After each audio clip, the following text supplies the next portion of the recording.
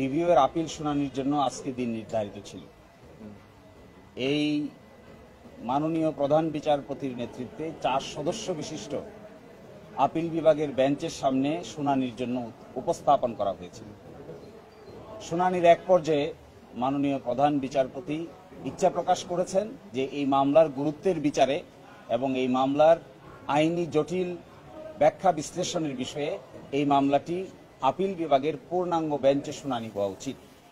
এবং এখন যে বেঞ্চে মামলাটি শুনানি উঠেছিল সেখানে 4 সদস্যের বেঞ্চ ছিল, কিন্তু আপিল বিভাগে এখন বিচারক আছেন সব মিলে 7 জন। এই জন্য পরিস্থিতি বিবেচনায়, গুরুত্বের বিবেচনায় এবং এই মামলার উচ্চতার বিবেচনায় এবং আইনের ব্যাখ্যা বিশ্লেষণের বিবেচনায় এই মামলাটি আগামী 6 তারিখে 1 নম্বর আইটেম হিসেবে পূর্ণাঙ্গ বেঞ্চে শুনানির জন্য দিন নির্ধারণ করেছেন। এর পিছনে মূল কারণ হলো যে মামলার আগের রায়কে আমরা চেঞ্জ করতে চাচ্ছি সেই রায়টি দিয়েছিলেন 5 সদস্য বিশিষ্ট বিচারপতি, আর এখন আজকের যে বেঞ্চ ছিল এটি ছিল 4 সদস্য বিশিষ্ট।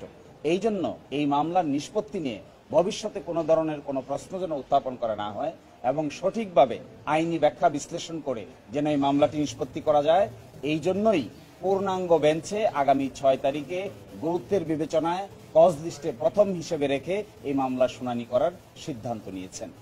একটি কথা এখানে বলা প্রাসঙ্গিক বলে মনে করি, যেহেতু আগে জনাব কাদের মোল্লার মামলা দিয়েই আপিল বিভাগের নিষ্পত্তি শুরু হয়েছিল, এই মামলায় আমরা জনাব কাদের মোল্লা, জনাব মতিউর রহমান নিজামী, জনাব আলী হাসান মুজাহিদ, জনাব মীর কাশেম আলী, জনাব কামরুজ্জামান সহ সকলের মামলার অতীতের রায়ের ব্যাপারে প্রশ্ন উত্থাপন করা হয়েছে।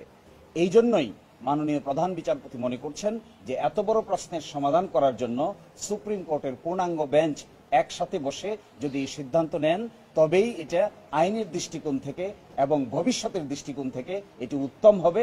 এই বিবেচনায় আজকে 6 মে পরবর্তী শুনানির দিন নির্ধারণ করেছে।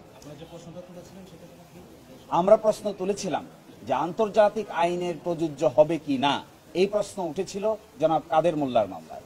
সেই মামলায় তখনকার আপিল বিভাগ সিদ্ধান্ত নিয়েছিল যে আন্তর্জাতিক আইনের প্রযোজ্যতার কোনো প্রয়োজন নাই। আমরা এখন এসে বলছি এই যে প্রয়োজন নাই বলেছেন এটাকে আমরা রিভিউ করতে চাই।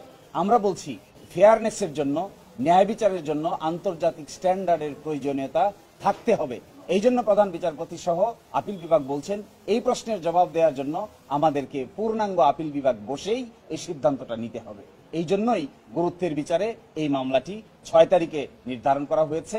আরেকটি ছোট্ট কথা এখানে বলা প্রয়োজন, আগামীকাল থেকে মাননীয় প্রধান বিচারপতি পূর্ব ঘোষিত ছুটির অংশ হিসেবে দেশের বাইরে থাকবেন।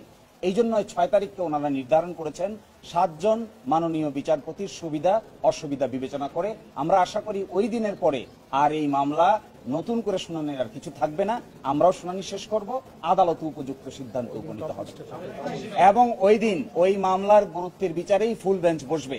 আপনারা জানেন ফুল বেঞ্চ কিন্তু মঙ্গলবারে বসে না। এই মামলা শোনার জন্যই ফুল বেঞ্চ মঙ্গলবারে গুরুত্বপূর্ণ মামলা হিসেবে, সেনসিটিভ সংবেদনশীল এবং জাতীয়ভাবে ইম্পর্টেন্ট মামলা হিসেবেই, জাতীয়ভাবে গুরুত্বপূর্ণ সেনসিটিভ সংবেদনশীল কেস হিসেবেই এই মামলাটি শুধু শুনানির জন্যই 6 তারিখে আপিল বিভাগের পূর্ণাঙ্গ বেঞ্চ বসবেন। আপনারা এটাও জানেন আপিল বিভাগে নতুন করে 2 জন মাননীয় বিচারপতি অ্যাপয়েন্টমেন্ট পেয়েছেন। আগে ছিলেন 5 জন, এখন হয়েছেন 7 জন। আমরা মনে করি এই মামলার গুরুত্বের বিচারে পূর্ণাঙ্গ বেঞ্চে শুনানিই হবে এই মামলার প্রতি ন্যায় বিচার। হ্যাঁ, আমরা আন্তর্জাতিক আইনের স্ট্যান্ডার্ড যদি মানা হতো, আমরা সবাই নির্দ্বিধায় মনে করি যাদেরকে ফাঁসি কাস্টে ঝুলানো হয়েছে এবং আজকে যার বিচার করার জন্য আমরা পুনরুত্থান করেছি